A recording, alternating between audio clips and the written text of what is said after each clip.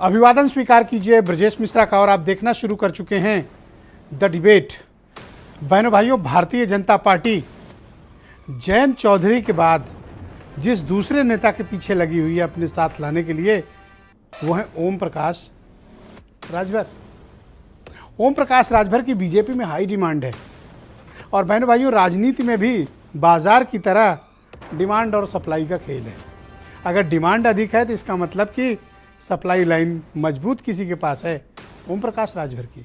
आप उनसे सहमत और असहमत हो सकते हैं, लेकिन राजनीति के जो दांवपेच, तौर तरीके और बयानबाजी और चालबाजी का जो फार्मूला ओम प्रकाश राजभर ने खोज रखा है, उत्तर प्रदेश में उस तरह के पैंतरेबाजी बहुत कम नेताओं को आती होगी। लेकिन ओम प्रकाश अपनी राजनीति में स्टार हैं। आज हमारी चर्चा का मुख्य केंद्र बिंदु भी वही है। बहन भाइयों, सबको समझा जा सकता है और सबको समझाया भी जा सकता है, लेकिन एक नेता हैं उत्तर प्रदेश में जिनको समझ पाना बड़ा कठिन है, जिनको गेस कर पाना भी कठिन है। वो है ओम प्रकाश राजभर। वो कब कौन सी बात करें और कब कौन सा कदम उठा लें, कब किसके साथ चले जाएं और कब माइक लगाकर मंच सजाकर किसको गरियाने लगें, ये शायद उन्हें खुद भी एहसास नहीं होता। और जब वो करते हैं तब लोगों को पता चलता है। महज 6 विधायकों के साथ 3% के वोट शेयर वाली पार्टी उत्तर प्रदेश में चर्चा के बाजार में है, केंद्र बिंदु में है। और सबको ओम प्रकाश राजभर चाहिए। क्यों चाहिए? क्या खूबी है ओम प्रकाश राजभर में और कौन है ओम प्रकाश राजभर? आखिर सिर्फ 10 सालों के भीतर एक व्यक्ति ने अपने को इतना इंपॉर्टेंट उत्तर प्रदेश की पॉलिटिक्स में कैसे बनवा लिया कि हर कोई ओम प्रकाश का साथ चाहता है। इसमें कोई दो राय नहीं कि अपने समाज को जोड़ना और बेहतरीन वक्ता हैं और जनता से पीपल टू पीपल कनेक्ट है ओम प्रकाश का।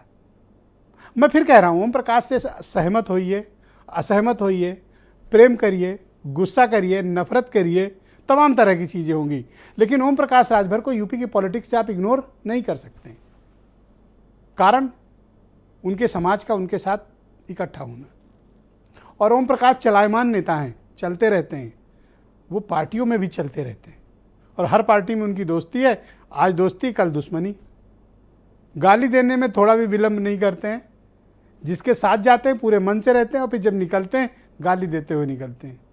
लेकिन इस बार बहनों भाइयों, सबके साथ खेल करने वाले ओम प्रकाश राजभर के साथ भी कुछ खेल हो रहा है। खेल कैसे हो रहा है? ओम प्रकाश राजभर की ताकत यह है कि वो किसी के साथ मिलेंगे तब ताकत में वो भी आएंगे, सामने वाला भी आएगा। लेकिन अगर ओम प्रकाश राजभर को अकेला छोड़ दिया जाए, किसी काम के नहीं। क्यों? कोई अपने चुनाव नहीं जीत पाएंगे। उसका बहुत कारण है। कारण क्या है कि किसी बड़ी पार्टी से मिलो, उसके वोट बैंक के साथ अपने वोट बैंक को चिपकाओ और एक विनिंग कॉम्बिनेशन तैयार करो। लेकिन बीजेपी इस बार ओम प्रकाश राजभर को साथ तो चाहती है, लेकिन इनके निगोशिएशन से बीजेपी परेशान भी है। लिहाजा बीजेपी बहुत डिस्परेट नहीं है, लेकिन बातचीत के दरवाजे खुले हैं। ऐसी संभावना जताई जा रही कि 18 जुलाई के आसपास ओम प्रकाश राजभर और बीजेपी के अलायंस का ऐलान होगा। अगर होगा तो बीजेपी का ईस्ट यूपी की पॉलिटिक्स में क्या बदलाव आएंगे? निश्चित बदलाव आएंगे।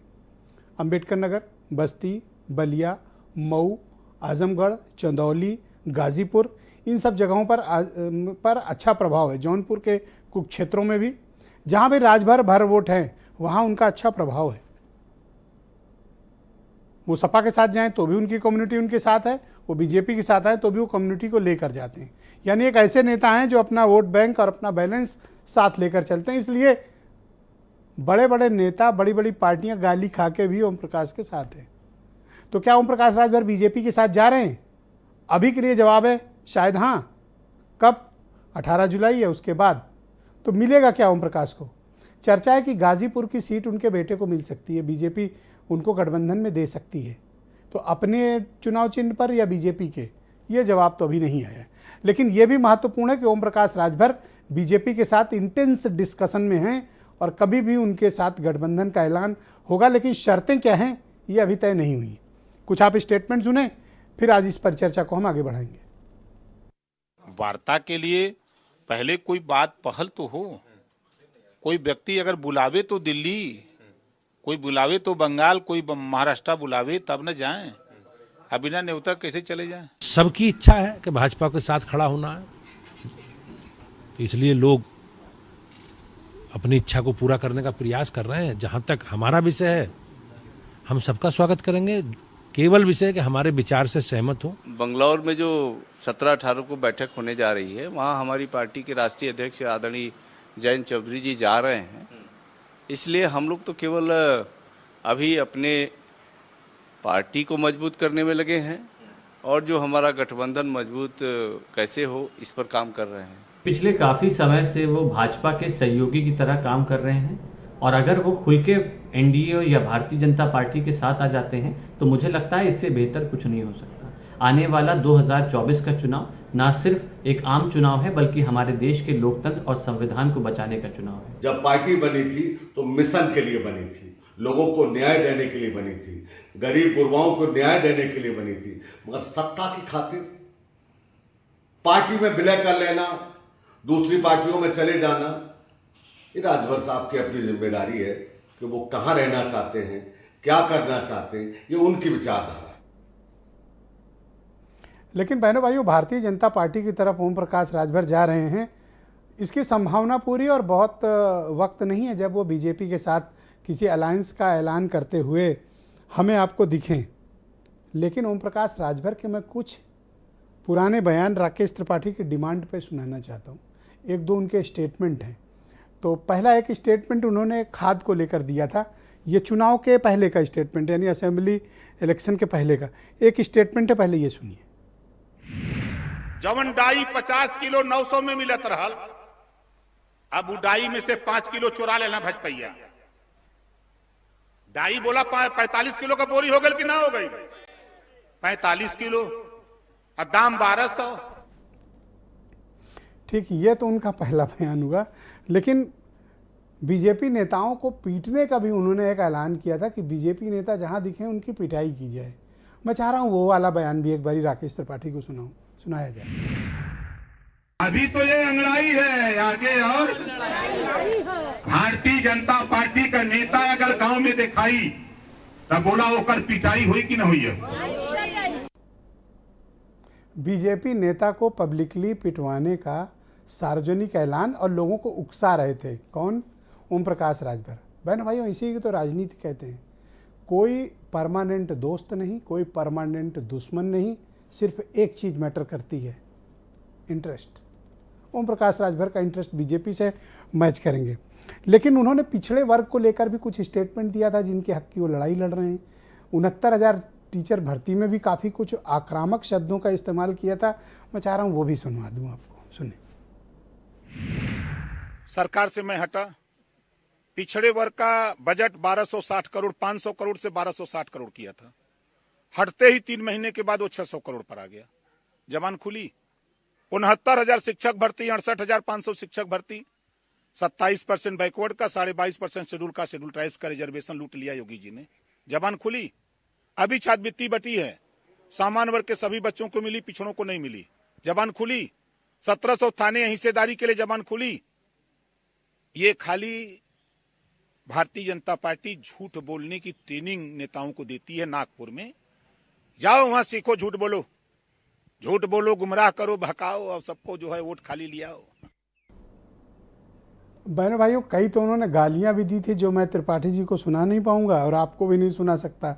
गालियों वाला भी एक स्टेटमेंट है, लेकिन चूंकि सुरेंद्र राजपूत कह रहे थे कि गाली गलौज न चलाई जाए तो इसलिए वो वाला पोर्शन हम नहीं चला रहे।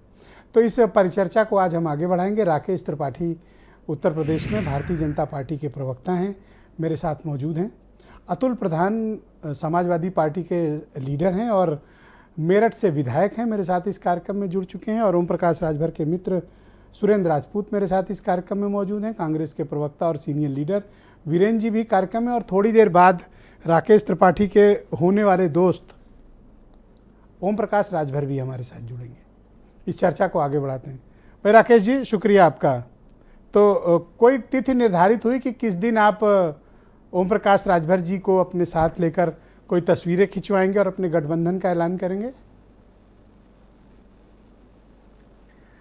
देखिए, भारतीय जनता पार्टी पंडित दीनदयाल उपाध्याय जी के अंत्योदय के सिद्धांतों पर आगे बढ़ रही है। प्रधानमंत्री नरेंद्र मोदी जी ने जो स्वामी विवेकानंद जी के भारत के सपनों का भारत है, जो महात्मा गांधी जी के सपनों का भारत है, आचार्य विनोबा भावे के सपनों का भारत है, बाबा साहब भीमराव अंबेडकर के सपनों का भारत है, उस सपनों का भारत बनाने का प्रयास कर रहे हैं। और उत्तर प्रदेश के मुख्यमंत्री योगी आदित्यनाथ जी उनके संकल्प को पूरा करने के लिए जोर शोर से लगे हुए हैं।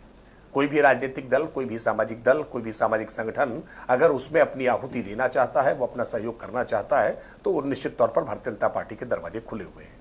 फिलहाल अभी किसी राजनीतिक दल से गठबंधन के संदर्भ में वार्ता हुई है औपचारिक तौर पर, ऐसा मेरी जानकारी में नहीं है। से पार्टी का शीर्ष नेतृत्व इस संदर्भ में निर्णय लेता है। भारतीय जनता पार्टी एक ऐसा लोकतांत्रिक संगठन है जहां पर ओम प्रकाश राजभर के लिए दरवाजे खुले हैं? परामर्श करके केंद्रीय नेतृत्व ऐसे सभी राजनीतिक दलों के लिए दरवाजे खुले हुए हैं जो भारत की बेहतरी के लिए, भारत को जगत गुरु बनाने के लिए, दुनिया भर का सिरमौर बनाने के लिए एक साथ मिलकर के काम करने को तैयार हो, जो गरीबों की भलाई के लिए, जो किसानों के कल्याण के लिए साथ आने को तैयार है, पिछड़े वर्ग के, ये तो आपका स्टैंडर्ड स्टेटमेंट हुआ, सबकी भलाई के लिए साथ जाने के लिए। लेकिन मुझे आप बताएं कि आप ओम प्रकाश राजभर के बारे में क्या धारणा रखते हैं, उनको कैसा नेता मानते हैं? जैसे भारतीय राजनीति में हर राजनीतिक दल को यह अधिकार है कि वो अपनी विचारधारा के आधार पर काम कर सकता है। ओम प्रकाश राजभर जी भी चुनाव आयोग में रजिस्टर्ड एक राजनीतिक दल है, जिनके अपने विधायक हैं, जिनका अपना पूर्वांचल के कई जिलों में प्रभाव है, उनका अपना सामाजिक प्रभाव है, उनका अपना राजनीतिक प्रभाव है। तो उनको कोई नजरअंदाज कर दे या उनको कोई खारिज कर दे, मैं कम से कम जनता के द्वारा वो जीत करके आए, इसलिए मैं उनको खारिज नहीं कर सकता हूँ। सर, वो आपको गाली दिए हैं कितनी बार, आप भूल गए? देखिए ब्रजेश जी, गाली किसने दी है, प्रशंसा किसने की है, ये देश काल परिस्थिति अनुसार बहुत सारी बातें राजनीति में परिवर्तित होती रहती है। कई बार ऐसा होता है कि जिनके साथ हमारे संबंध बेहतर नहीं हो, और ये हमारे अपने निजी जीवनों में भी होता है। निजी जीवन में भी किसी के साथ कभी तो सर फिर विचारधारा की बात बेमानी है, जो हमें जिताने की पोजीशन पे रखे सर, वो हमको गाली भी दे तो भी स्वीकार है? नहीं, विचारधारा तो मैंने कहा ना कि भारतीय जनता पार्टी अपनी विचारधारा से पीछे नहीं हट रही है। भारतीय जनता पार्टी ने अपनी विचारधारा से कभी समझौता नहीं किया है। लेकिन अगर किसी भिन्न राजनीतिक दल की विचारधारा अगर भारतीय जनता पार्टी की विचारधारा के साथ कुछ मुद्दों पर सहमत होकर सर, एक नेता पब्लिक के बीच स्टेटमेंट दे रहा है और उकसा रहा है कि जहां बीजेपी नेता दिखे पिटाई करो सर, और आप कह रहे हैं विचारधारा मिल रही है। सर, एक आदमी कह रहा पब्लिक से कि जहां आप दिखो पीटे, और आप कह रहे हैं हमारी विचारधारा मिल रही है। सर देखिए, नहीं, मैं बिल्कुल नहीं कह रहा हूं कि हमारी विचारधारा मिल रही है। हम तो कह रहे हैं कि अगर विचारधारा के साथ कोई सहमत होकर के आना चाहता है तो निश्चित तौर पर उसका स्वागत होगा। हम तो राष्ट्रीय लोकदल के संदर्भ में भी ये बात कह रहे हैं। हम उत्तर प्रदेश में काम कर रहा कोई भी ऐसा राजनीतिक दल है जो मजहबी तुष्टीकरण नहीं कर रहा है, जो जातिवाद में विश्वास नहीं रख रहा है, जो गुंडों को सपोर्ट करने का काम नहीं कर रहा है, जो गांव गरीब किसान कल्याण के लिए काम करना चाहता है, निश्चित तौर पर सर ऐसी क्या मजबूरी है कि जिस नेता ने मन बनावे तो इनका भी स्वागत आपकी करेंगे। पार्टी के दो सर्वोच्च नेताओं के प्रति अपमानजनक गाली गलौज करने, क्या क्या नहीं चीफ मिनिस्टर और प्राइम मिनिस्टर के लिए बोला, मेरे पास वो भी है, लेकिन उसमें गालियां इसलिए मैं उसको चला नहीं सकता सर। वो खूब वायरल हुई थी अपने वक्त में सर, उसके बावजूद आप सर उनको नमस्ते कर रहे हो सर। देखिए ब्रजेश जी, एक मैं बहुत पुरानी कहावत है, सुबह का भूला अगर शाम को लौट आए तो उसे भूला नहीं कहते हैं। मैं इसके बाद फिर भी कह रहा हूं कि किसी व्यक्ति ने किस कालखंड में किस परिस्थितियों में क्या कहा है, इसके आधार पर उसके वर्तमान को दूषित नहीं किया जा सकता, भविष्य को खत्म नहीं किया जा सकता, भविष्य को खराब मतलब इस तमाशे को आगे बढ़ाने के लिए आप राजभर की गाली भी आपको आशीर्वाद लगती है? नहीं, मैं मानता हूं कि राजनीति में भाषाई मर्यादा तो सबको बना के रखनी चाहिए। और कभी भी वो एक पुराना शेर है, वो सुरेंद्र राजपूत जी ज्यादा बेहतर बताएंगे, उनकी अच्छा कमांड रहता है कि हम दुश्मनी जम के करो मगर ये गुंजाइश रहे कि किसी मोड़ पर मिले तो शर्मिंदा ना हो। ये अपेक्षा तो सर आज तो वही हो रहा है सर, हर सबके साथ करनी चाहिए। आज तो हमारे आपके साथ वही हो रहा है सर। मैं तो अभी तो जब नॉमिनेशन के दौरान उनकी पिटाई हुई थी राजभर जी की, वो वाला मैंने नहीं सुनाया, उसमें तो हर 20 सेकंड के बाद आवाज म्यूट करनी पड़ रही थी। क्यों? गाली थी सर। देखिए ब्रजेश जी, आपने उत्तर प्रदेश में देखा है 1995 के गेस्ट हाउस कांड के बाद जहां मायावती जी की इज्जत, आबरू और उनकी जान खतरे में थी, उसके बावजूद अगर सपा बसपा ने गठबंधन किया है, तो अगर किसी प्रकार के गठबंधन की कोई संभावना बनती है तो मुझे लगता है उसको लेकर तो फिर सर ये पार्टी विद द डिफरेंस वाला हमें फिर उसको पर अब आप भूल जाओ फिर उसको। नहीं, भारतीय जनता पार्टी तो पार्टी विद डिफरेंस है। भारतीय जनता पार्टी ने अपनी विचारधारा से कभी समझौता नहीं किया है। हमने अपने जो वैचारिक अधिष्ठान से जुड़े विषय थे, हमने हमेशा राउंड में एक सवाल आपसे आ रहा है, फिर डिबेट खुल करके व्यक्त की है। बीजेपी के सीनियर लीडर और तब भी आप ही प्रवक्ता रहे हैं राकेश त्रिपाठी जी, ओम प्रकाश राजभर के सुपुत्र मेरे साथ डिबेट में थे और आपका एक बड़ा वायरल स्टेटमेंट था। क्या आप चाहते हैं कि मैं उस वायरल स्टेटमेंट को दोहराऊं या आप खुद सफाई देंगे? नहीं, मैं कोई सफाई देने का मसला नहीं है, मैं फिर इस बात को दोहरा रहा हूं। इन्होंने कहा था कि चवन्नी नहीं कमाने देंगे उनको, चवन्नी के चक्कर में आए हैं, मलाई खाने आए हैं। आज भी इस बयान पर कायम है। आपने सर उनको इनडायरेक्टली चवन्नी चोर कहा था। हमारे लिए साध्य नहीं है। नहीं, ये सत्ता साध्य नहीं है, सत्ता साधना है। हमें गरीबों के लिए, जो किसानों के लिए, जो पीछे छूट गए लोग हैं, उनको आगे लाने के लिए एक अतुल प्रधान मेरे साथ मौजूद हैं, समाजवादी पार्टी के विधायक और प्रवक्ता हैं। अतुल जी बहुत शुक्रिया आपका। तो आपके गठबंधन का एक और सहयोगी आपसे हाथ छुड़ाकर जा रहा है और आपको गाली देकर जा रहा है सर। देखिए, राजभर जी की जो बात तो आएगी, लेकिन जो ये अंत्योदय की बात कर रहे थे हमारे साथी, सबसे पहले इनके अंत्योदय की पोल खोली जाए। जो इनका अंत्योदय है, किस तरह का अंत्योदय देखिए और कैसी इनकी विचारधारा है। इनकी विचारधारा है बांटने की विचारधारा, इनकी विचारधारा है सत्ता की विचारधारा, इनकी विचारधारा है लोग किसी भी तरह के हो, इनकी वॉशिंग मशीन में आए, वो साफ हो जाए। अभी महाराष्ट्र में जो हुआ, क्या पूरे हिंदुस्तान ने नहीं देखा? एक तरफ प्रधानमंत्री सर महाराष्ट्र छोड़ के यूपी आइए, आपके गठबंधन के सहयोगी आपसे छोड़कर क्यों जा रहे हैं? इसका आपको जवाब देना पड़ेगा। आप महाराष्ट्र कह के बच नहीं सकते। उत्तर प्रदेश में भी तो ये लोग परिवारवाद की बात करते हैं।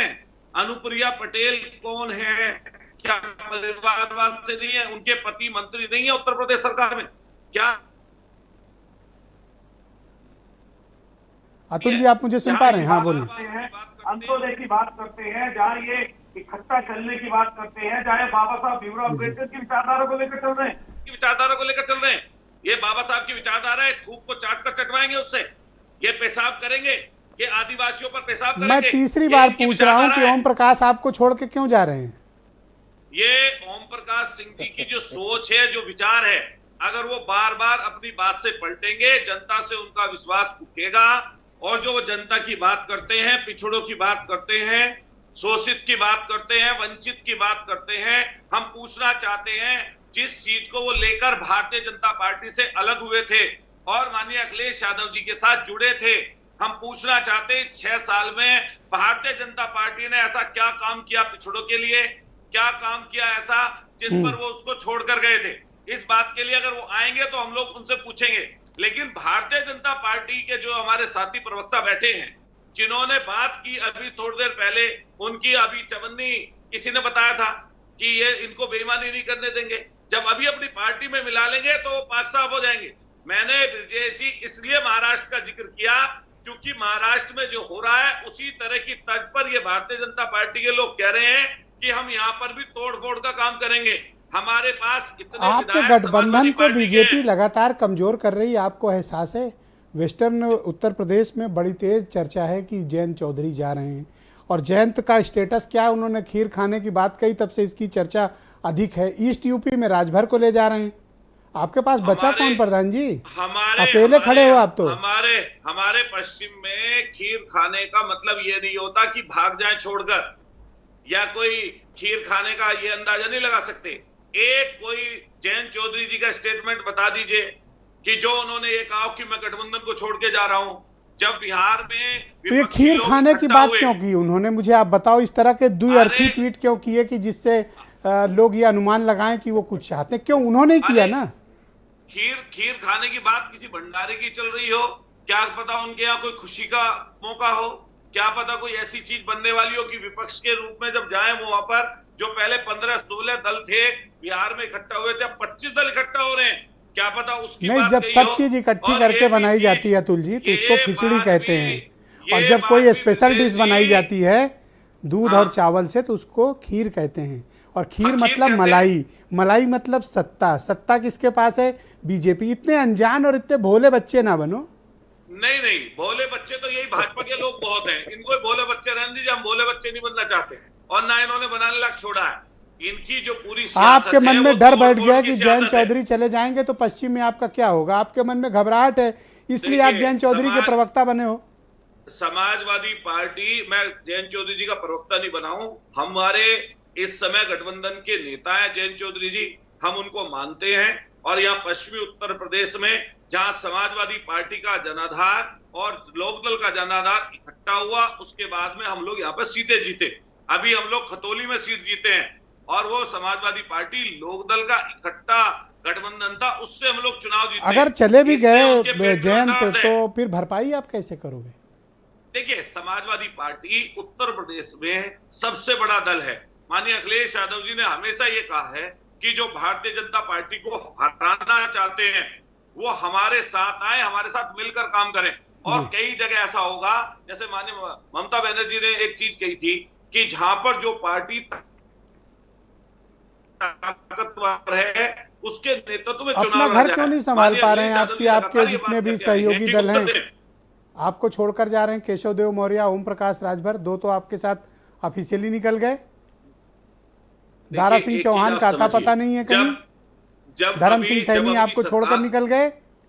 और कितने नाम गिने होंगे? धर्म सिंह सैनी कहां पहुंचे? हमें बता दीजिए, किसकी सीबीआई की जांच की रिकमेंडेशन नहीं होगी उनकी? क्यों जाना चाहते हैं धर्म सिंह सैनी? अरे अब नहीं होगी, सीबीआई रुक गई है। आपने अब रुक गई है सीबीआई, उनकी नहीं होगी। अरे उनकी मर्जी है ना, वो तो सरकार की मर्जी है। किसी पर ईडी भेज दो। सुप्रीम कोर्ट का क्या, कितनी तक टिप्पणी आई है ईडी के ऊपर कि आप लोग इनको गलत तरीके से, क्या नाम, इनका चार्ज बढ़ा देते हैं और इनको जो है लगातार जो इनको जो है आप आने वाले एक्सटेंशन करते जाते हैं। आप सोचिए किस अरे तो तरह की राजभर सोच पे और विचार कौन के सा साथ ईडी ये लोग लगी चल रहे है? हैं। वो तो अपनी मर्जी से जा रहे हैं। आपने देखा नहीं था क्या? चुनाव में पर्चा भरने नहीं दिया गया, उनके ऊपर हमला किया गया, उनके ऊपर हमला किया गया। तब उसने, अभी आपने थोड़ी देर पहले बोला कितनी गालियां दी, म्यूट करनी पड़ रही थी बार बार। हम राजभर जी के लिए सिर्फ इतना कह सकते हैं कि समाजवादी पार्टी ने जब उनको साथ लेकर आए थे, इकट्ठा मिलने की बात कही थी और इकट्ठा मिलकर चले थे। क्या ओम प्रकाश राजभर ने धोखा दिया आपको? क्या ओम प्रकाश राजभर ने वफादारी नहीं निभाई? मैं फिर ये बात कहता हूं, क्या ओम प्रकाश राजभर का स्वाभिमान नहीं जागा? क्या हुआ? क्या ओम प्रकाश राजभर जी के स्वाभिमान की बात कर रहे हैं आप? जो भारतीय जनता पार्टी विश्व में सबसे बड़ी पार्टी होने का दम बढ़ती है, क्या इनका कोई स्वाभिमान बचा या नहीं बचा? चाहे इनको गालियां खुल कर नहीं मिली? क्या इनको जो ये लोग थे, हाँ तो उनको गाली बुरी नहीं लगी ना, वो झाड़ के निकल गए।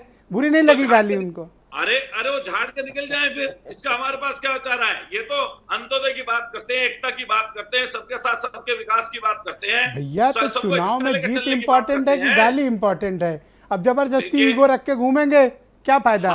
ऐसे में ले लेंगे साथ में। अरे गाली दी थी, पास्ट है वो, कहे तो दिया त्रिपाठी जी ने आपके मुंह पे। समाजवादी पार्टी की तरफ से ना राजभर जी को कभी कोई गाली दी गई है, ना कभी जब वो भारतीय जनता पार्टी के साथ थे ना तब उनको कोई गाली दी गई थी, ना आज किसी ने गाली दी है। लेकिन हाँ, वो जो भाषा बोलते हैं वो भाषा भारतीय जनता पार्टी के साथ जाने की भाषा है। मैं खुद सदन में हूं, मैंने सदन में जब राजभर जी को बोलते हुए देखा है तो भारतीय जनता पार्टी की सरकार के दबाव में देखा है। पर बीजेपी का करिश्मा तो देखो भाई प्रधान जी की गाली देने वाले को भी गले लगा रही है। कोई बुरी नहीं लगी बात, जबकि मैं गाली चला नहीं सकता। देखिए एक में तो वो वाली गाली जो सुरेंद्र जी गांव में दी जाती है, ये भारतीय जनता एक में तो वो वाली भी है। कोई विचार ही नहीं है। ये वो लोग थे जिन्होंने अंग्रेजों के पिट्ठू के रूप में काम किया, जिन्होंने तिरंगा झंडा नहीं लगाया। ये वो लोग थे जो अभी भाई प्रधान जी सुना रहे थे नागपुर का। आपने कहा था कि नागपुर से पूछ के आएंगे, हम तो राजभर जी। अरे राजभर जी ने कहा था, मैंने थोड़ी कहा। क्या? हाँ, राजभर जी ने कहा था, आपने सुनवाया था ना अभी। हाँ, हम पूछना चाहेंगे राजभर जी से, क्या वो नागपुर होकर आ गए वापस? क्या नागपुर का आदेश ले लिया उन्होंने? अगर नागपुर का आदेश ले लिया, फिर पिछड़ों का क्या होगा? पिछड़ों की 69,000 वैकेंसी का क्या होगा? उनकी स्कॉलरशिप का क्या होगा? उनके जो मुद्दे, जो उनके विकास की चर्चा थी, उसका क्या होगा? उनके आरक्षण का क्या होगा? अब बताएं राजभर जी, और ये बताएं भारतीय जनता पार्टी के हमारे साथी। हाँ ठीक है, अब जब इकट्ठे होंगे तो विकास के कार्यक्रम आगे बढ़ेंगे, पिछड़ों की चिंता की जाएगी। पहले इकट्ठे ही तो थे। इकट्ठे होकर विकास के कार्यक्रम क्या चलाए थे, किस कारण से उन्हें छोड़ के गए थे, किस कारण से हमारे साथ आए थे और किस कारण से हमें अगर आपको लगता है कि ओम प्रकाश राजभर गाली गलौज करते हैं, बदतमीजी करते हैं, तो फिर आपने ऐसे नेता का सपोर्ट क्यों लिया? आज कह रहे हैं कि भाई बीजेपी वालों को गाली दी है, इनको ना लें। अरे आप तो कौन होते किसी को रोकने वाले? वो तो उसके बाद दिए ना। अभी आपने बयान सुना होगा राजभर जी की बात का कुछ है। अभी इन्होंने कहा विपक्षी दलों के साथ अगर बहन जी साथ आ जाए तब उत्तर प्रदेश में छोड़िए, देश में भारतीय जनता पार्टी को हटाया जा सकता है। सुरेंद्र राजपूत जी तो मेरे जब इस साथ तरह की मौजूद हैं, बात करें कांग्रेस तो के कौन सी सीनियर बात है? लीडर और प्रवक्ता हैं। सुरेंद्र जी बहुत शुक्रिया आपका। एक गठबंधन शक्ल ले रहा है उत्तर प्रदेश में, और उसमें Bharatiya Janata party socialist alliance के पार्टनर्स को तोड़ के अपने पास मिला रही है। जैसे जयंत चौधरी की चर्चा के बीच आज एक बड़ी चर्चा आई, अखबारों में एक हेडलाइन भी छपी है और बयान भी ऐसे आए हैं कि ओम प्रकाश राजभर बीजेपी के साथ जा सकते हैं। 18 जुलाई या उसके आसपास की कोई तिथि का ऐलान होने जा रहा है। अभी जुड़ेंगे हमारे साथ, पूछेंगे उनसे। आप बताओ सर, ऐसा है? 3-4 चीज़ें बड़ी महत्वपूर्ण है ब्रजेश भाई, आपके सवाल पे आने से पहले, क्योंकि कुछ महत्वपूर्ण बातें भारतीय जनता पार्टी के विद्वान प्रवक्ता हमारे साथी हैं राकेश भाई, उन्होंने कही। उन्होंने कहा कि हमारी पार्टी लोकतांत्रिक है। तो भाई आज तक इनकी लोकतांत्रिक पार्टी में एक बार भी अध्यक्ष पद का चुनाव नहीं हुआ। ऐसी लोकतांत्रिक पार्टी है। लोकतांत्रिक है या ऑटोक्रेटिक पार्टी है? आपके सामने नागपुर से अध्यक्ष आ जाता है।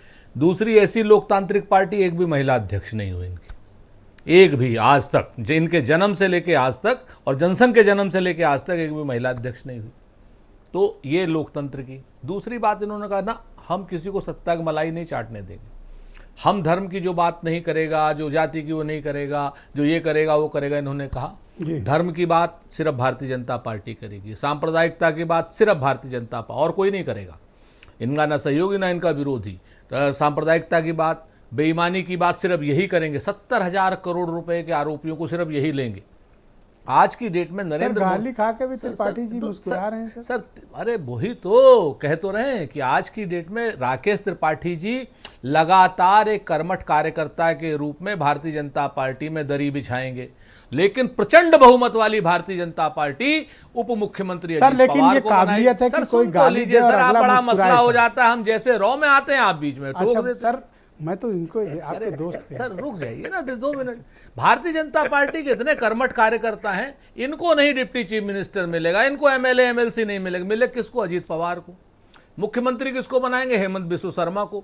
उड्डयन मंत्री किसको बनाएंगे? वो अपना ज्योतिरादित्य सिंधिया जी को है। उसके बाद अभी इन्होंने 4 अध्यक्ष बनाए राकेश भाई की पार्टी ने, अलग अलग जगह के। उसमें से 3 अध्यक्ष जो बनाए वो कांग्रेसी और 1 अध्यक्ष पुरानी जनता पार्टी का। पुराने 3 कांग्रेसी बना दिए। तो सच बात यह है कि ये राकेश त्रिपाठी जैसे कर्मठ कार्यकर्ता दरी बिछावें, ओम प्रकाश राजभर मंत्री बने, संतरी बने, मुख्यमंत्री बने, चाहे कुछ करें। अगर गरीब पिछड़े का बेटा मंत्री बन जाए ओम प्रकाश राजभर, हमें कोई आपत्ति है? हमें कोई आपत्ति नहीं, बिल्कुल अच्छी बात है, बनना चाहिए। गरीब का पिछड़े का सबका बेटा बनना चाहिए, हमें इस पे कोई आपत्ति नहीं। हमें तो आपत्ति इस बात पर है कि राकेश त्रिपाठी जैसे कर्मठ कार्यकर्ता दरी बिछा रहे हैं और पार्टी हॉपर्स आ रहे हैं, और इनके यहाँ हमें ओम प्रकाश जी की हम बात नहीं कर रहे हैं, हम बात कर रहे हैं ज्योतिरादित्य की, हेमंत बिस्व शर्मा की, इनके पुरंदेश्वरी देवी और कौन कौन से अध्यक्ष बनाए। राजभर की चर्चा से बच रहे हैं। हम राजभर की चर्चा पर भी आ जाते हैं सर। हमने तो पहले भारतीय जनता पार्टी का असली चाल चरित्र चेहरा देख लीजिए कि ये लोग अपनी विचारधारा को जनता पार्टी में समाहित करके सिर्फ सत्ता प्राप्त करते हैं। 1977 में सिर्फ इकलौती ऐसी पार्टी है जिसने अपनी पूरी की पूरी पार्टी को समाहित कर दिया था जनता पार्टी में, जनसंघ को खत्म कर दिया था, और खत्म करने के बाद सत्ता प्राप्त करने के, बिल्कुल राकेश जी समय दूंगा, ठीक है ना, सत्ता प्राप्त। ये ऐसे दोहरे चरित्र की पार्टी है, तो ऐसी पार्टी के किसी भी बात पर विश्वास नहीं किया जा सकता। पर सर प्रशंसा करनी होगी कि अगला गाली दे रहा है और अगला बंदा मुस्कुरा रहा है। सत्ता के लिए जो लोग अपनी पार्टी को, अपने बाप दादाओं की विचारधारा को समाहित कर सकते हैं एक पार्टी में, तो सत्ता प्राप्त करने के 2-4 ठो गाली तो खा ही सकते हैं ना। बात आप समझिए। ओम प्रकाश ऐसा क्यों करते हैं? जिन लोग हैं सिर्फ कौन? ओम प्रकाश ऐसा करें या ना करें, भारतीय जनता पार्टी ऐसा क्यों करती है? आप बात समझिए कि भारतीय जनता पार्टी अपनी विचारधारा से समझौता कर लेती है अपनी, और बड़ी बड़ी एकात्म मानववाद, फलानी चीज, ढिमकानी चीज, जहां हुए बलिदान, ये सब इतनी सारी बातें। सर कहां 80 में 80 जीत रहे, तो कहां गाली खा के भी उससे दोस्ती कर रहे हैं? सिर्फ इसीलिए कि इनका सत्ता एकमात्र उद्देश्य है। इनका उद्देश्य दीनदयाल जी का एकात्म मानववाद नहीं है, इनका उद्देश्य जनता से सिर्फ और सिर्फ झूठ बोल के, छल करके, कपट करके, बेईमानों को, भ्रष्टाचारियों को, सारे को अपनी मोदी डिटर्जेंट पाउडर और भाजपा वॉशिंग मशीन में कमल छाप साबुन से साफ करके अपने यहां रख करके सत्ता मिलनी चाहिए, चाहे महाराष्ट्र की सत्ता हो, कर्नाटक की सत्ता हो, मध्य प्रदेश की सत्ता हो, जहां जहां की सत्ता होगी, जितने भ्रष्ट। सर वो तो गाली खा के भी एक हो रहे हैं सर, आपके यहाँ तो कोई आने को तैयार नहीं। कोई बात नहीं सर, हम आपको अपना भी बता देते हैं। अपनी हम यही बात आपसे आना चाहते थे कि 18 तारीख को लगभग 24 दल आ रहे हैं हमारे यहाँ पर। 17-18 लगातार 17-18 तारीख को 24 दल आ रहे हैं। लगातार हमारा कुनबा बढ़ता जा रहा है। देश में भारतीय जनता पार्टी के मायावी शासन का अंत निश्चित है। जयंत चौधरी का टिकट होगा 100% जयंत चौधरी साहब को बयान का नाम बदनाम मत कीजिए ब्रजेश भाई। जयंत चौधरी ने स्वयं कहा था, चौधरी चरण सिंह का पोता है, उन्होंने स्वयं एक बात कही थी, आपको याद होगा ये 2022 के चुनाव में, कि मैं कोई चवन्नी नहीं हूं जो पलट जाऊंगा। ये जयंत चौधरी का बयान था। खीर सर, खीर तो देख हमारे यहाँ खीर, असल बात खीर, मालपुए खाना ये सारा माना जाता है उत्सव की निशानी। उत्सव में ये कहा जाता है। अब राजभर गाली दे रहे थे उनके साथ, ये कह रहे हैं खीर नहीं, खीर का मतलब आज जयंत चौधरी का आज का बयान देखिए, उन्होंने जो महिला क्या नाम रेसलर्स के पक्ष में लिखा है, ब्रजभूषण के खिलाफ लिखा है। अब उस बयान को क्या करेंगे? देखिए, मूल रूप से आप भी सुविधा भोगी हो गए हैं। आप लोगों को जिस बयान में सुविधा लगती है वो बयान आप उठा लेते, एक ट्वीट कर देते कि ऐसी कोई बात नहीं। आप जयंत चौधरी का आज का बयान देखा आपने? तो ब्रजभूषण वाले मुद्दे। हाँ, तो ब्रजभूषण वाले मुद्दे में क्या भाजपा का नहीं ब्रजभूषण? आपने रामाशीष राय को जानते हैं? तरीके से भारतीय जनता पार्टी अपने सांसद को बचा रही है। आपकी एक पत्रकार, जो कि हमारा विरोधी चैनल है, हम साफ कहते हैं, लेकिन उस पत्रकार की जितनी बड़ी बेइज्जती करी, और आपका ये गोदी मीडिया हमेशा सुबह से चिल्लाता रहा, और उसके बाद एफआईआर तक नहीं ब्रजभूषण के खिलाफ करी नाविका कुमार ने, एफआईआर तक नहीं करी। और वो उस क्या नाम उसके खिलाफ जयंत चौधरी खड़े हो रहे हैं, उसके खिलाफ आ रहा बयान प्रियंका जी का, उस पर कोई चर्चा नहीं। अब ये नहीं कह रहे हैं आपकी सत्ता के विरोध में जयंत चौधरी ने बयान दिया। आप जयंत चौधरी का बयान बहुत स्पष्ट है। जयंत चौधरी 18 तारीख को आ रहे हैं। सर आपसे ना तो कोई रिश्ता है जयंत चौधरी का, ना आपके साथ कोई गठबंधन है। इतना तो हमसे आरएलडी वाले लड़के नहीं गए जितना आप जयंत के लिए लड़ रहे हैं। हम इसलिए लड़ रहे हैं कि आज मैं इसलिए चुप था, देखता कि आप कितना बोल सकते हैं। नहीं तो मेरे ऊपर तो आप लोग वैसे ही आरोप लगा। मैं कहाँ लगा रहा हूँ? जब मैं प्रतिपक्ष की बात करता हूँ, जब मैं अखिलेश यादव के अच्छे काम की बात करता हूँ, आप कहते हो आप सपा के हैं क्या?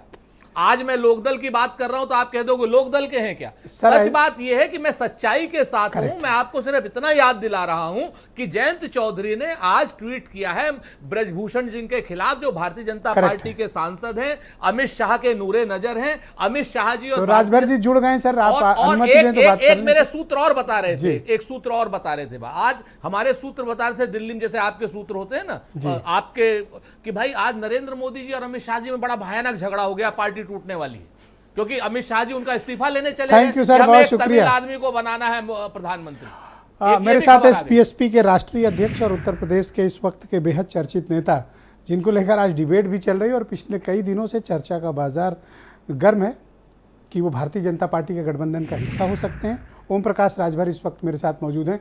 ओम प्रकाश जी बहुत शुक्रिया, थोड़ा विलम्ब हुआ आपको आने में, लेकिन धन्यवाद हमें ज्वाइन करने के लिए। और ऐसी चर्चा और ये बात कही जा रही है, लगभग लोग कंफर्म कर रहे हैं कि 18 जुलाई को आप दिल्ली जा रहे हैं, आपकी बीजेपी आला कमान के साथ कोई बैठक होने जा रही। तो मुझे आप गठबंधन किन शर्तों पे हुआ बता सकते हैं? देखिए, अभी तक हमको कोई आमंत्रण पत्र भी नहीं मिला है, ना किसी बड़े नेता का फ़ोन आया है कि हम वहाँ जाएं। जब तक हम एक पार्टी हैं, हमारी पार्टी से गठबंधन के संबंध में कोई चर्चा जब तक नहीं हो जाती है, कोई बात तय नहीं हो जाती है, हमारी पार्टी के कुछ इशूज हैं, उन बिंदुओं पर जो जनहित में है उस पे बात, जैसे जातिवाद जनगणना है, एक समान अनिवार्य फ्री शिक्षा है, घरेलू बिजली के बिल माफ़ी का है, गरीबों के फ्री इलाज का सवाल है, महिलाओं की आधी आबादी है, तो लोकसभा विधानसभा में आधी सीटें आरक्षित हों, नौकरियों में आधी सीटें महिलाओं के लिए आरक्षित हों, शिक्षण संस्थाओं में उनकी आधी सीटें आरक्षित हों। इन तमाम बिंदुओं पर बैठ करके चर्चा हो, क्या वो मान सकते हैं, क्या नहीं मान सकते हैं। जब चर्चा होगी तब उसके बाद विचार करके फाइनल होगा, तब ना मीटिंग में जा सकते हैं। अभी तक तो किसी से कोई बात ही नहीं है कि हम उनके यहाँ मीटिंग में जाएं। अच्छा, आपने अभी कहा कि कुछ इश्यूज़ हैं जिनको लेकर आपकी बात चल रही है या आप चर्चा करना चाहते हैं, उन इश्यूज़ का समाधान हो जाए तब आप जाएंगे बीजेपी के साथ हाथ मिलाएंगे। इसका मतलब आप ये हिंट कर रहे हैं कि आपकी बात चल रही लेकिन कुछ मुद्दों पर आपकी बात फंसी हुई है। तो फिर ऐसी चर्चा है कि आप अपने बेटे के साथ दिल्ली जा रहे हैं आला कमान से बात करने। क्या ये जो इश्यूज़ जिनका जिक्र आप मुझसे कर रहे हैं, इन्हीं इश्यूज़ की बात है जिनका निराकरण करने के लिए आप दिल्ली में समय मांग रहे हैं, या आपको समय मिल चुका है बीजेपी की तरफ से बातचीत को आगे बढ़ाने के लिए? पॉलिटिकल चर्चा अगर हो रही है तो हमारे समझ से अब अलग अलग सबकी सोच हो सकती है। हाँ, इतना जरूर है कि ब्रिजेश पाठक जी हों, चाहे दयाशंकर सिंह जी हों, चाहे स्वतंत्र देव पटेल जी हों, चाहे हमारे केशव मौर्य जी हों, सभी लोग भाई बीजेपी के बड़े नेता हैं, 2 डिप्टी सीएम मिनिस्टर हैं। तो ये लोग जाते होंगे दिल्ली तो इन लोगों से पूछा जाता होगा कि भाई राजभर जी का क्या हाल है जी। तो राजभर जी का हाल तो सभी लोग पूछते हैं, चाहे पीडीए वाले हों चाहे एनडीए वाले हों, सब पूछते हैं, लेकिन बात कोई नहीं कर रहा है अभी।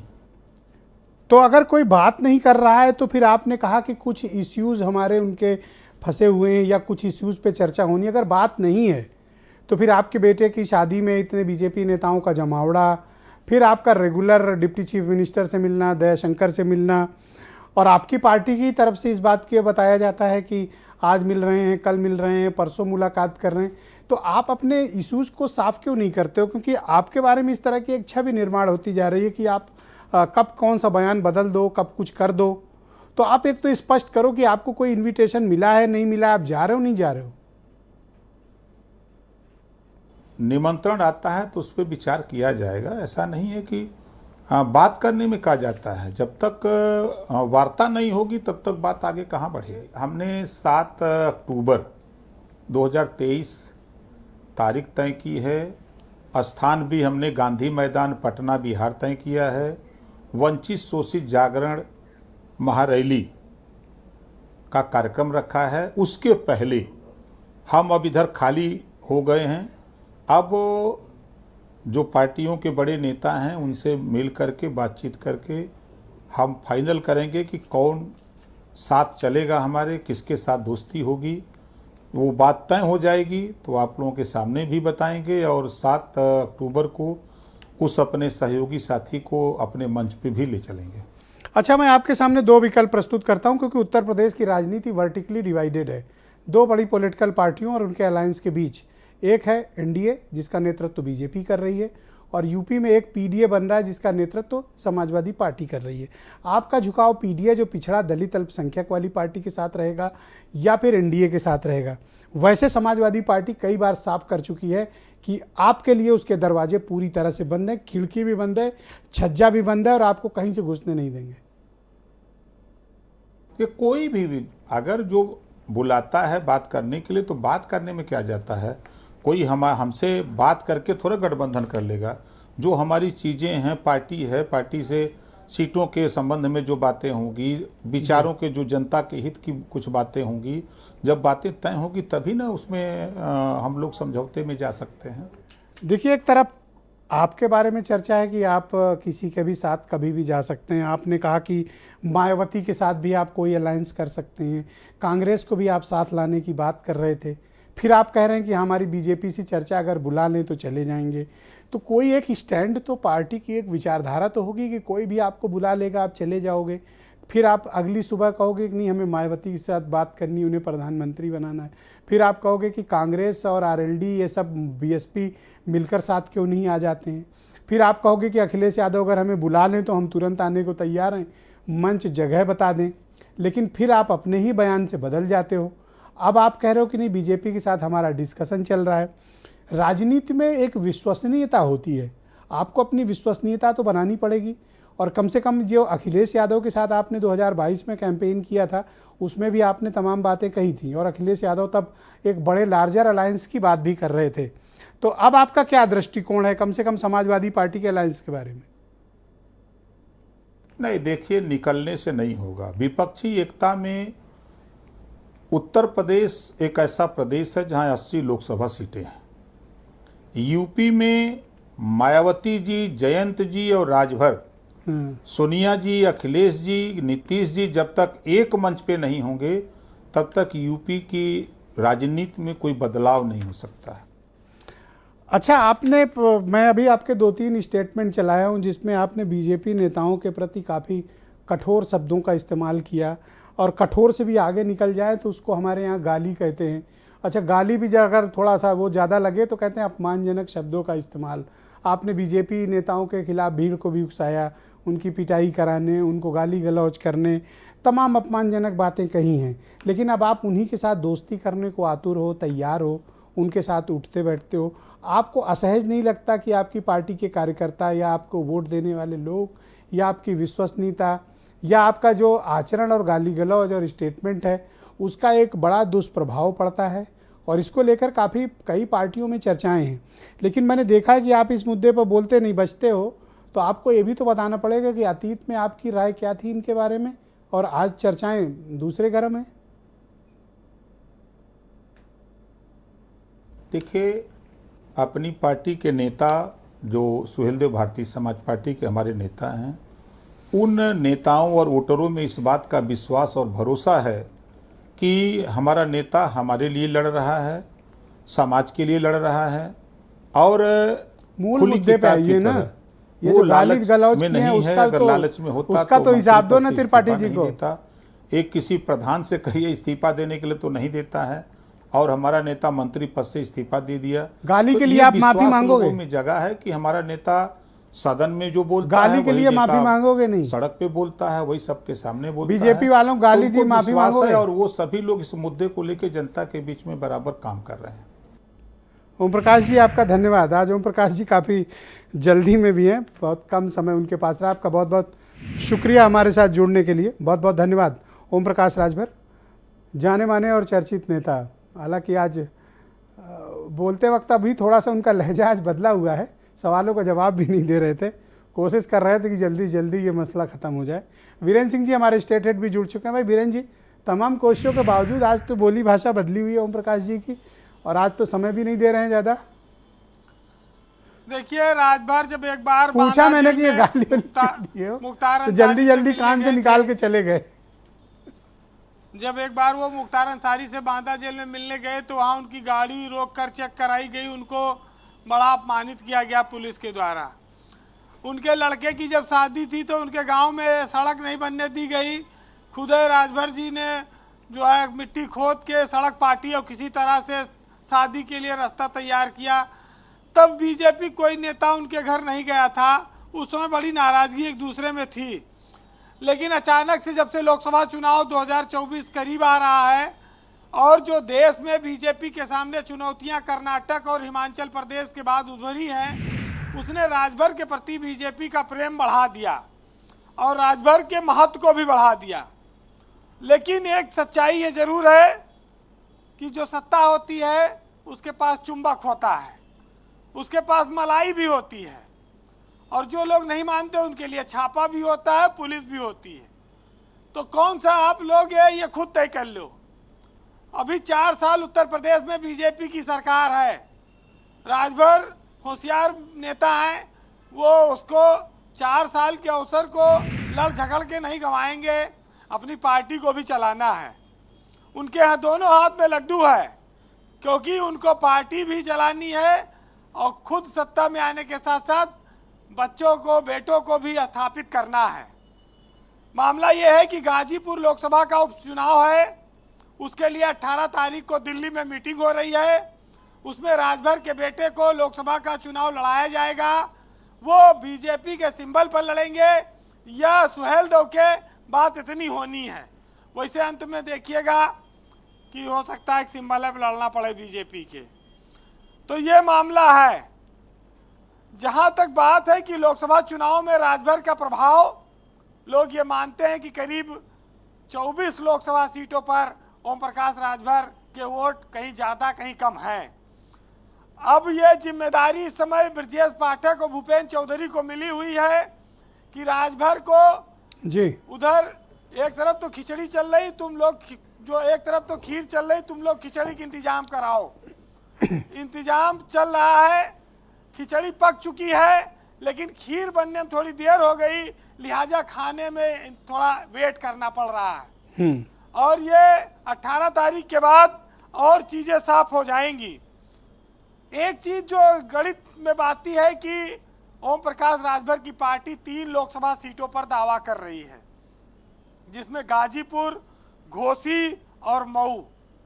अब ये बीजेपी को देखना होगा कि वो आगे क्या करेगी जी। लेकिन राजभर ने आज ये कहा कि हमको बुलावा नहीं भेजा जा रहा है, और जब जब बुलाया भेजा गया वो गए, चाहे रात के अंधेरे में गए, चाहे दयाशंकर गए, चाहे स्वतंत्र देव सिंह गए, चाहे ब्रजेश पाठक गए। अभी राष्ट्रपति के चुनाव में भोज में भी राजभर जी गए थे, रात के अंधेरे में जाना पड़ा। समर्थन उन्होंने मौके मौके पर बीजेपी को हमेशा दिया। अब ये अलग बात है कि अभी तक वो सत्ता में नहीं आ पाए, लेकिन इस बार वो निषाद पार्टी से कम नहीं लेंगे, ये भी तय है जी। और बीजेपी भी जानती है, देखो आप कि राज्यों में छोटी छोटी पार्टियां हैं, इनको अपने साथ ले लो, इनके पास वोट है, और कोई एक केंद्र में या सरकार स्टेट में मंत्री बना दो, साथ चलते रहे, इनकी भी उपयोगिता बनी रहे। तो ये सियासत में आज की तारीख की जो स्थितियां और मजबूरियां हैं, उसी के तहत ये सब चीज़ें सामने आ रही हैं जी। बहरहाल आप सुनिएगा, आज ज़्यादा वक्त है नहीं, लेकिन मुनव्वर राना साहब का एक बड़ा शेर है कि राजनीति पे लोग कदम कदम पर बदलते हैं, और बदलने वालों के लिए तमाम तर्क होते हैं। उस पर सुनिएगा कि सबके कहने से इरादा नहीं बदला जाता, और हर सहेली से दुपट्टा नहीं बदला जाता। हम तो शायर हैं, सियासत नहीं आती हमको मुंह देख कर लहजा नहीं बदला जाता, और गम से फुर्सत ही कहाँ है कि तुझे याद करूं, इतनी लाशें हो तो कांधा नहीं बदला जाता, और उम्र एक तल्ख हकीकत है यारो, फिर भी जी जितना तुम बदले हो उतना भी नहीं बदला जाता। वाह बहुत बेहतरीन वीरेंद्र जी, बहुत बहुत शुक्रिया आपका। बड़ी ऊंची बात आप कह देते हैं कभी कभी। राकेश त्रिपाठी मेरे साथ मौजूद हैं। राकेश त्रिपाठी जी, तो ये दुपट्टा बदला जाना अब अवश्य भावी लग रहा है, मुझे ऐसा प्रतीत हो रहा है कि दुपट्टा बदला जाएगा। और राजभर जी की बातों से भी लग रहा था कि वो कुछ इश्यूज़ की बात है, तो वो इश्यूज सेटल हो जाएंगे। तो कब तक ये इश्यूज सेटल कर देंगे आप? देखिए, मैंने तो स्पष्ट तौर पर पहले ही कहा कि देश का चुनाव है, देश के चुनाव में देश की बेहतरी के लिए राजनीतिक दलों को आगे आना चाहिए। देश में नरेंद्र मोदी जी के नेतृत्व की सरकार पुनः बने, जिसने वैश्विक स्तर पर इतनी ख्याति अर्जित की है, आज गरीबों के जीवन में क्रांतिकारी बदलाव किए हैं। सभी राजनीतिक दल जो भी इस विचार के साथ हैं वो साथ आए। लेकिन सुरेंद्र राजपूत जी ने कई सारी तथ्यात्मक जो बातें कही थी, मुझे लगता है उसमें जो खामियां हैं, जो गलतियां हैं, उसको आपके दर्शकों के सामने स्पष्ट करना चाहिए। उन्होंने आरोप लगाया कि भारतीय जनता पार्टी ने अपनी विचारधारा से समझौता करते हुए जनसंघ का जनता पार्टी में विलय कर दिया। गलत, पूरी तरह से गलत। जनता पार्टी इसलिए बनी थी क्योंकि लोकतंत्र के सुनहरे पन्ने पर आपने कालिक पोत दी थी तानाशाही थोप करके, और इसलिए उस तानाशाही के कालिक को धोने के लिए सारे राजनीतिक दल एक साथ इकट्ठे हुए थे कांग्रेस के विरोध में। वो वैचारिक दल का विलय किया था या नहीं किया था? हमने तानाशाही को समाप्त किया। लेकिन ये सवाल सर, ये राजभर जी वाला कौन धोएगा सर? वो तो आपने धो लिया सर, इनका वाला कौन धोएगा? राजभर जी वाला करके गए, आज उनके साथ अब कैसे सर? राजभर जी वाला कैसे धुला जाए सर? इन्होंने विचारधारा को पल पल पर छोड़ा हो सर, राजभर जी वाला कैसे धुले सर? या जयंत चौधरी जी हो, नहीं, हम तो ये कह रहे हैं कि सभी राजनीतिक दल जो देश की बेहतरी सर, मैं 5 बार पूछा, आज वो मेरे साथ बैठने को तैयार नहीं थे। ऐसा लगा किसी दबाव में बस बैठे ही हैं, जल्दी चले गए। 3-4 बार पूछा कि जो गाली दिए हो इसका हिसाब कौन देगा? दिए ही नहीं सर। मैं तो कह रहा हूं, देखिए, आपने देखा है कि गाली नहीं, विदेशी मूल के मुद्दे पर पार्टी छोड़ करके नई पार्टी बनाने वाले शरद पवार जी के पीछे पीछे कैसे सुरेंद्र राजपूत जिस समय दौड़ रहे हैं। सोनिया जी के लिए क्या क्या शब्द इस्तेमाल नहीं किए थे शरद वो सबके साथ ही, लेकिन आज देखिए उनके साथ कैसे आरती उतार भाई। अतुल प्रधान जी की पार्टी के लोगों ने गेस्ट हाउस में क्या किया था 95 में मायावती जी के साथ। प्रधान जी देखो, एक बात तो साफ हो गई कि राजभर जी जा रहे हैं, बस कुछ इश्यूज उनके पेंडिंग हैं, वो सेटल हो जाएं, बस उनका जाना लगभग तय है। गाली पर तो कुछ बेचारे बोलने की तैयार नहीं।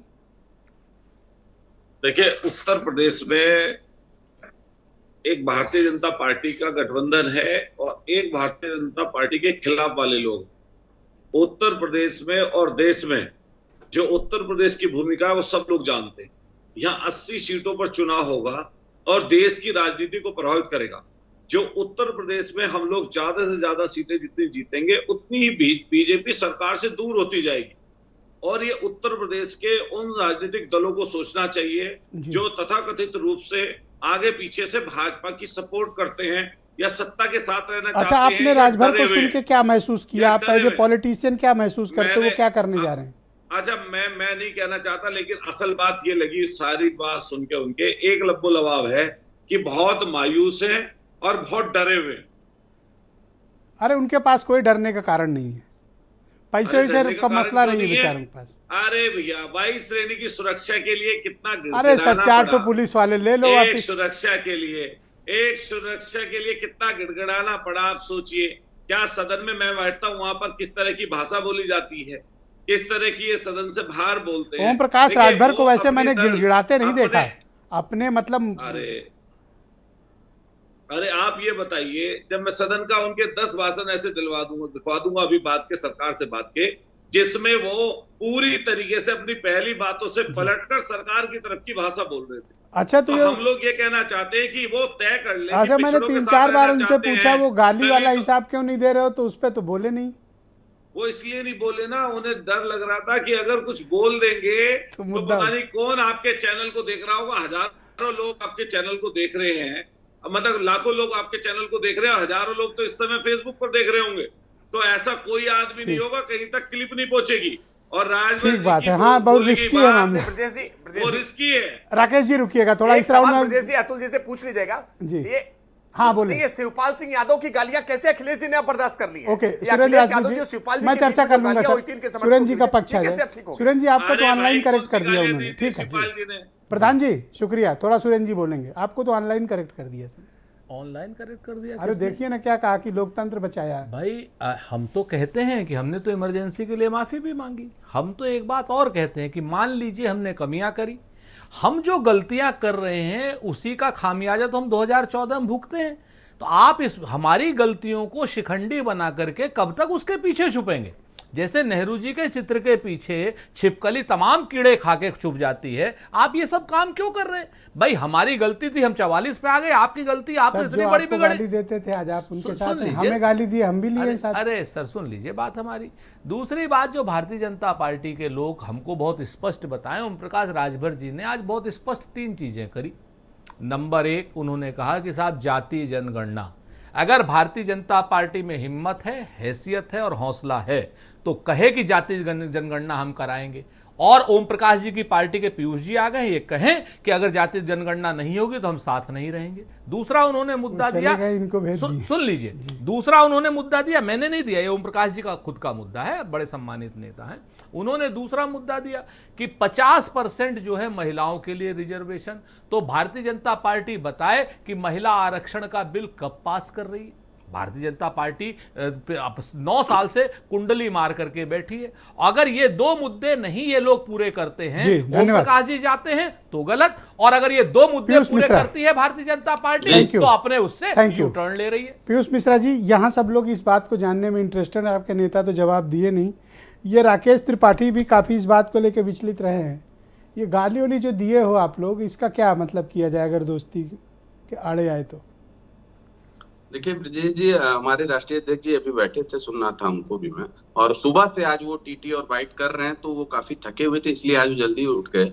और ऐसे वो नेता नहीं है कि डिबेट छोड़ दें या बातों का उत्तर ना दें, नंबर 1 बात। नंबर दूसरी बात, जहां तक बात कर रहे, हाँ मैं आ रहा हूँ, मैं उधर भी देख रहा था, आपको ज्यादा आप उसमें इंटरेस्ट दिखा रहे थे।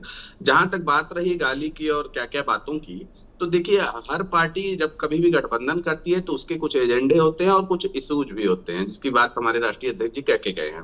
तो हमारे जो एजेंडे हैं, जो हमारी मांगे हैं, चाहे जातीय जनगणना हो, चाहे एक समान शिक्षा हो, चाहे विधानसभा लोकसभा में 50% महिलाओं का आरक्षण हो, मुफ्त बिजली बिल हो। अरे तो इस पे बताओ ना कि ये जो गाली माँ बहन की गाली बके हो, उसका क्या किया जाए? इस पे बताओ मुझे, ये महिला और जातीय जनगणना ना बताओ, आपके अध्यक्ष बोल गए, ये गाली जो दिए हो ये बताओ। और त्रिपाठी जी ने भी क्या कहा था, इनका बयान याद है ना, बड़ा वायरल हुआ था, चवन्नी वाला, याद है ना? अच्छे से याद है मुझे, सारी बातें अच्छे से याद है मुझे। ये अतुल प्रधान जी की पार्टी ने जो बहन कुमारी मायावती जी के साथ गेस्ट हाउस में किया वो भी याद है।